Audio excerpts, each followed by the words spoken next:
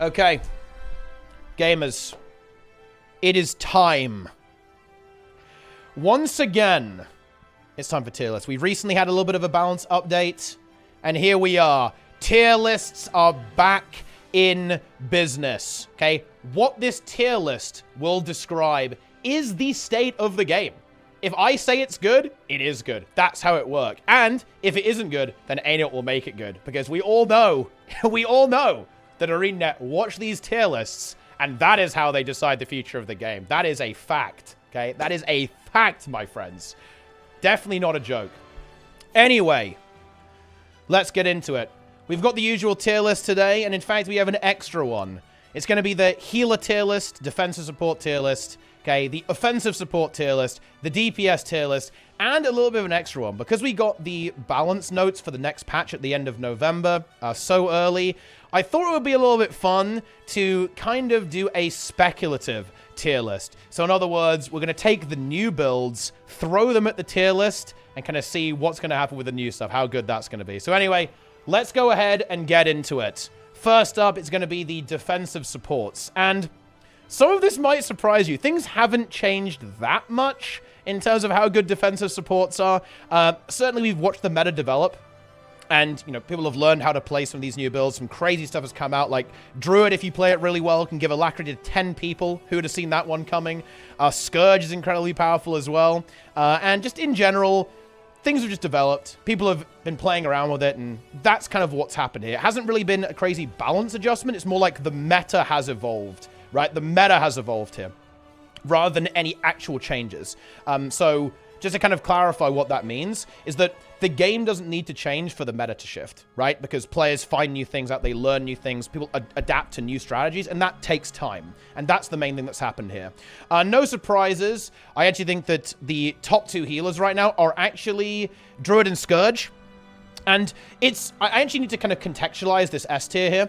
So Druid is the better build overall. It is not very situational. And what I mean by that is that Druid is always good. There is no group composition where Druid is bad, and Druid is pretty much good exactly everywhere. Like anywhere in PvE, like in open world, in strike missions, in raids, hell, honestly, even in fractals, it's a good build. It works everywhere. Scourge is a little bit more reliant on team composition. Druid does not care about team composition at all. It's just very, very versatile. It can do whatever you need. Scourge actually is more broken than Druid, but only if you're pairing it with a Herald, pretty much. Like, if you put Heal Scourge with DPS Quickness Herald, that is unbelievably broken, unbelievably disgustingly strong. It still doesn't have the full range of boon application, though. That would kind of allow it to have that extreme flexibility of the Druid. So that's why I'd probably say that Druid overall is a little bit better. Druid's utility is a bit better too. Like, very noticeably, it has the ability to push things extremely well, which is usable in a couple of like niche situations and raids and all that kind of stuff. But Scourge is absolutely insane. Like, if you have a composition that enables this build is wild. Barrier is just so powerful. Like, Barrier is so strong. And the amount that it's capable of applying is second to none. It is incredibly good at sustaining your team, surprisingly good at healing. Boon application is pretty okay on what it needs to do. And what it can't do is going to be filled out by your other support all the time. It is a bit vulnerable if you don't have a Herald, but if you do, giga broken. Next up is actually going to be the same two, I think, that we saw last time. It's going to be Quickness Heal Herald and also Mechanist. I'd actually be really tempted to almost drop Mech down a tier because its healing is actually surprisingly mediocre. However, I do think it makes up for it in its flexibility. Its stability axis is also a little bit not super hot. But honestly, a lot of healers, their stability is not amazing these days, right? Like, you typically rely on it from other sources a lot of the time. If you need to have like very high stability, you can get like a couple of stacks on these builds here, but usually it's kind of a group effort. when it comes to that as well. But yeah, both these builds still incredibly strong. It's really hard to say which one of these two is better. I think it's actually quite situational. Heal Herald, if you can be stacked all the time, and as a healer, you don't have to go out and do a mechanic, this build is amazingly good. So if you're tanking, and it definitely is, in my opinion, the best tank in the game currently, it is unkillable. In terms of its sustain. It's ridiculous. It has massive healing and really good boon application. In fact, it has the best boon application out of any healer in the game currently, as basically everything it does is 600 radius, so its application's incredible. Doesn't have Aegis until next patch, and next patch I think this build is going to be pretty epic actually as a result of that, because it's going to have some better healing and of course Aegis, but well, more on that later. And Herald Mechanist, just very versatile, very flexible, doesn't care about being stacked. You can be in 2 places at the same time, so still very, very good. Does have some weaknesses in my opinion, but still very, very good. It's one of those builds that you're never sad to see it, but it's not like, oh, wow, it feels so good to have a heal mech. Like, that's the big difference between A tier and S tier. Like, you're never going to look at Heal Herald and Heal Mech and go, oh, man, this really sucks. Like, they really struggle on this fight. But I think there aren't that many places where these two builds are genuinely exceptional. Of course, I think Heal Herald is amazing on the new Fractal, and Heal Mech is still very powerful on fights like Harvest Temple Challenge Mode, very notably. But on these ones, you're like, oh yeah, we've got Druid, we've got Scourge, this feels so good. Very common to kind of have that feeling, have that sensation when these are in the group. Whereas these, like, oh yeah, you know, I don't hate this. It's not too bad. And now, moving on to the next one, and this is almost... It's almost unbelievable. In fact, I'm going to have to adjust this to S plus S and then A, because I don't think any build is actually calling anything like C tier or, you know, is inappropriate, I think, honestly, in the current state of the game. But yeah, Firebrand. I think this build is actually not that good anymore. I can't believe I'm saying that. Seriously. This is so wild. But yeah, Heal Firebrand is not that good. Its healing is decent. You know, it's pretty okay. To be frank, it doesn't hold a candle, certainly to Druid, and not to Herald, really. Its boon variety is good. Where it actually struggles is application. Its application is surprisingly mediocre. It is short range. It's got the cone thing going on, which can be a bit rough and pug sometimes. If you have to go out and do a mechanic, if you have to be at ranged, it really struggles with that. So it doesn't, you know, it's not as good at doing mechanics as other things. It's pretty decent at tanking, but honestly, it's not that good. You kind of have to face tank a lot of stuff and rely on Aegis, where a lot of these other ones have just extreme sustain. It does have a lot of variety, but again, Heal Firebrand has kind of lost value in other builds getting better. Like, having really good stability and the ability to use Reflects and apply Aegis, that value has gone down. Because bear in mind, over time, we've been adding more stability and more Aegis, and that's continuing as well. This is going to continue to happen. The next patch, this happens too. There's more stability being out the place. There's more Aegis out the place on a lot of other different builds. And as a result of that, the value that Heal Firebrand brings has actually kind of reduced, in my opinion. And I do not think... This is not a build that I really play very often, to be honest, myself. And it's not a build that I think is super, super high impact. It certainly used to be, but these days, honestly, not so much in terms of the value that it can bring. It's certainly not bad, but I wouldn't consider it particularly good either in the current state of the game. It's simply been out-crept. It's a build that's kind of stood still, and a lot of other builds have got better. That's what's going on there. It also does struggle because it's a quickness build, and this is true of Herald as well, by the way. It's why you might think, wait, hang on a minute, Teapot. You're saying Heal Herald is S tier? Why don't I see them? You don't see them because Herald is actually competing with itself. If you're playing a heal quickness Herald, you're not playing a power DPS quickness Herald. And of course, think about this. If you're playing, it's actually like a double whammy, because if you're playing a heal Herald, you're not playing a quick DPS Herald, and you're not playing a Druid or a Scourge. Does that make any sense? So you're kind of sacrificing 2 amazing builds in exchange for a really good one. And of course, again, does that really matter that much? No, but players like to play the most broken stuff, right? Who doesn't?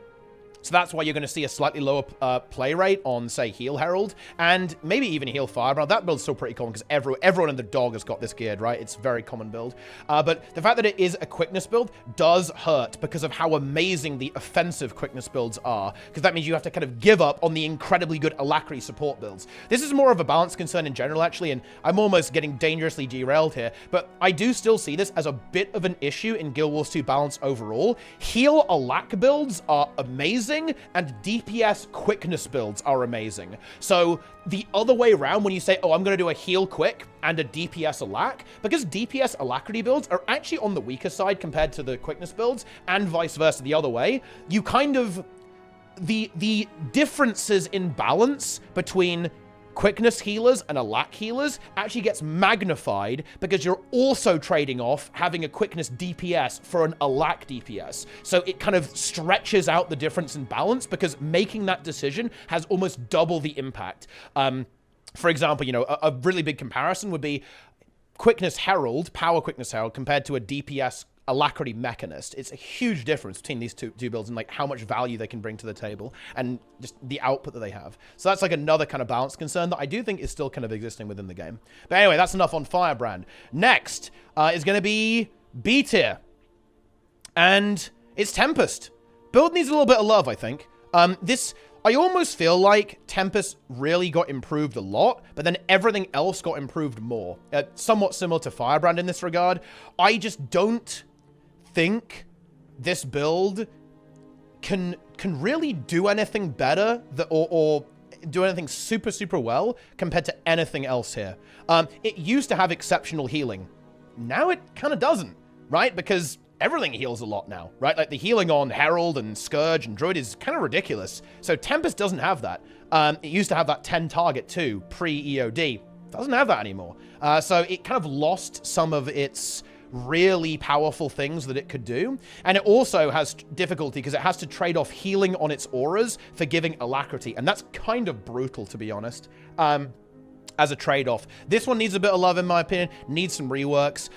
This would be a dangerous change, to be honest, but I think it could be really interesting if shouts all had charges so you could use them twice in PvE. That could be pretty interesting. It makes them way more usable, and honestly, that would be a scary change, but it would be maybe something that you could do to improve some of the application, some of the healing. Still, it would struggle with the fact that it has weird healing at this point because you have to be in water attunement pretty much, or use your heal skill. It's a little bit more rigid. It's also one of the very few healers that has an actual rotation to it, to its boon application. You have to cycle fire and earth, so it has that kind of like extra weirdness. It also has big application issues.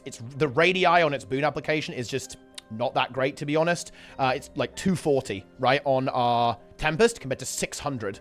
On Herald, for example. That's the most extreme examples, but the application, to be honest, on all of these builds is better. It's comparable to Firebrand in terms of application, but even Firebrand has better application, to be honest, than Tempest. So you're very punished if you don't end up, you're not stacking right, and no, like there's no kind of like big payoff really for playing this spec, in my opinion, currently. And then next up, it's the other stuff. And I think we're going to talk about Specter. I actually think Heal Specter is pretty comparable to Tempest in terms of its power level. Right now, this is a build that is kind of nearly there, to be honest. Because if you think about it, right, you kind of want everything to be an A or S tier. That's your dream, right? You're probably going to have some builds that are overperforming a little bit, these ones, and you're going to have like a couple that are maybe on the weaker side. But I think you want everything to be kind of in this A or S tier range. And Specter is not quite there yet. It's pretty damn close. It's one of those builds that I think people underestimate. It heals a lot, actually. It heals a lot, and it does have barrier application too, which is always a really nice thing to have. Boon access got way better over the last couple of patches. And yeah, I don't really have that much to say about it, to be honest. It's pretty good. It's definitely playable. It is, again, a little bit reliant on your group composition, because it doesn't have insane coverage of every boon in the game, so making sure that your offensive support is also relatively boon rich is very helpful. I think in particular it kind of has a couple of issues with protection sometimes. Can be a bit awkward to maintain that. So if your offensive support can apply protection, that makes this build a lot better. So yeah, got to watch out for that one. Enjoy, enjoy, enjoy, enjoy. In that regard, let's see, what are the other healers that we actually have here? That's basically all of them, isn't it? Oh yeah, then we get to the the more questionable ones. Heal Scrapper. Yeah, this build it's not good. That's, you know, people do not like it when I say that Heal Scrapper is not good, but let me actually say this. Let me speak to the Heal Scrapper mains. I am on your side. I want this build to be better, and that is why I am saying that it is actually not very good. So that we can complain about it, we can write a million forum posts, and then the ArenaNet will surely listen and make it better. It is getting made a fair bit stronger next patch. I don't think it will be quite there yet, but it's not good. Your boon application is honestly a little bit putrid on this build. Your healing is mediocre, to be honest.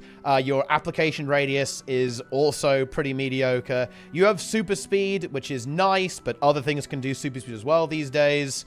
I don't know. You have some reviving on your gyro, but Scourge does that better. Honestly, Druid's res potential is insane too, actually, with Glyph of the Stars. It's like, yeah, I mean, I don't know. Like, it's not that good. Next, Renegade. You know, this is a build, if I was feeling mean, I would put this in D tier. I think this build has had quite the fall from grace. Again, like in days gone by, it's actually pretty good, especially in fractals. But now, no, this build is absolutely rancid in terms of what it does. It does nothing. Okay, I'm sorry. Look, it's basically fading into the background of the tier list as it fades into the background of the video game. That is the reality. Kind of goes in with the Heal Chrono. Heal Chrono is better than this, but Heal Chrono is not good now. But wait until next patch. Spoiler alert, I actually think that Heal Chrono next patch will be S tier at the minimum. Okay, there you go. I just spoiled my own tier list, guys. Now you don't have to watch that. Oh no, well, you should watch it anyway. Okay, so you can revel in how much I praise the awesome new Chaos trait line. But anyway, yeah, not good overall right now. But that's because it needs a rework, and that's exactly what it's getting. Its healing is mediocre, its boons are mediocre, everything about it is mediocre, but not for long. Catalyst as well. This is one of the builds that I am ceaselessly disappointed by Heal Catalyst. Like, whenever I look at it, I get a little excited. I go, whoa, guys, you get 2 boons on each of your spheres. That means with 4 spheres, that's all of them. Whoa. Well, it's not, but it's like, that's a lot of boons, guys. Whoa, that's crazy. It's not good. It's not. You do nothing when you're not in water. Your utility skills suck. And at this point, everything gives every boon in the game. So giving really wide boon access, not good enough. That's it.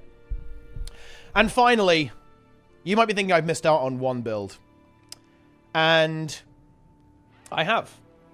You're right. Heal Bladesworn.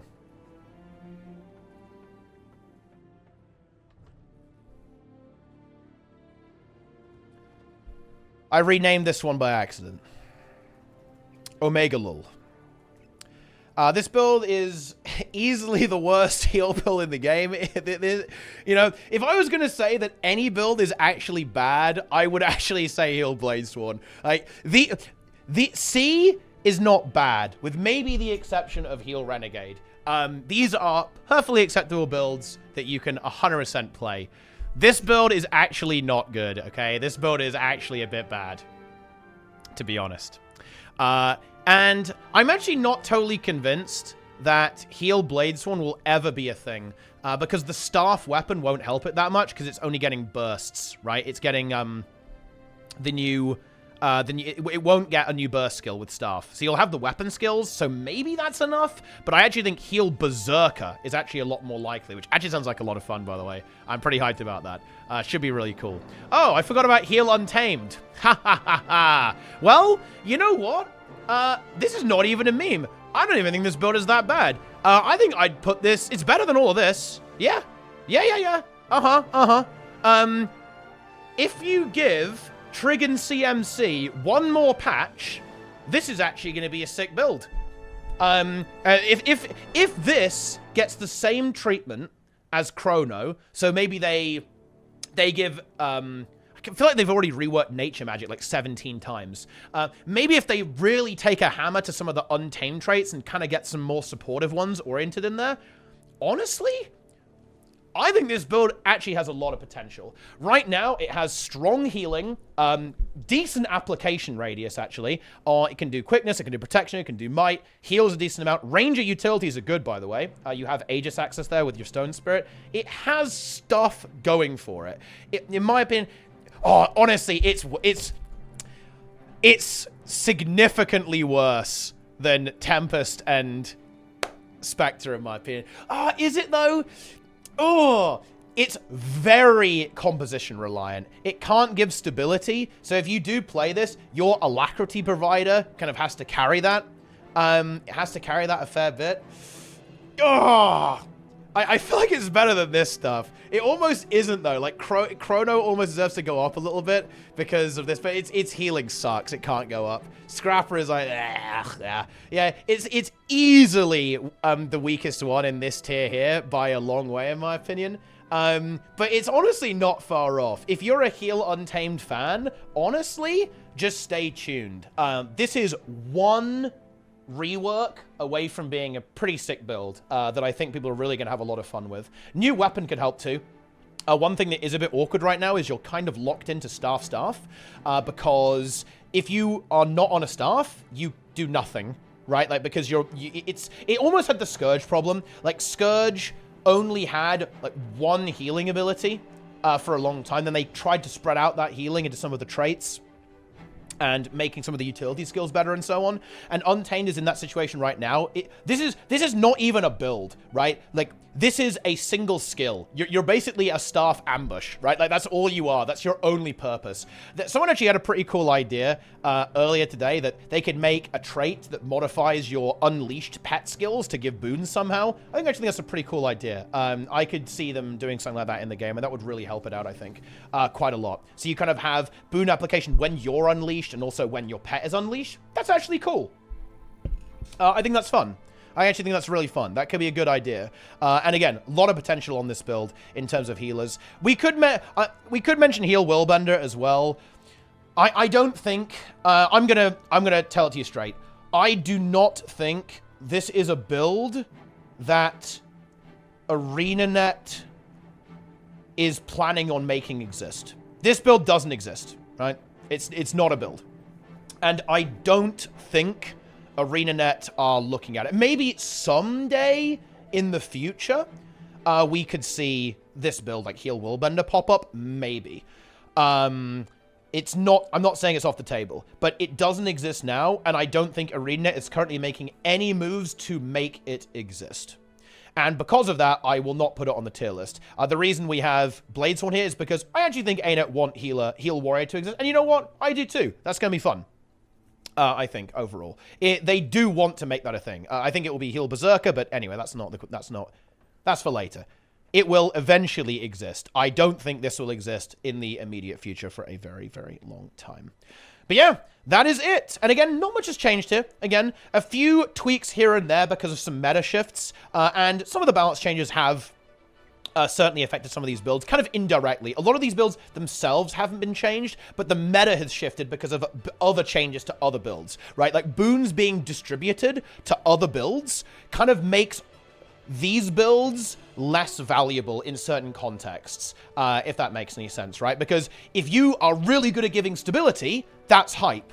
But what if other classes have stability too? That means your amazingness giving stability is now lower value, right? And that's kind of the story of how a few of these have kind of shifted. And I would put Scourge so highly because of the dominance of Herald. Because you're almost always going to have a Herald, especially in POG-oriented groups. Scourge is just fantastic, like, hence it being promoted here a little bit.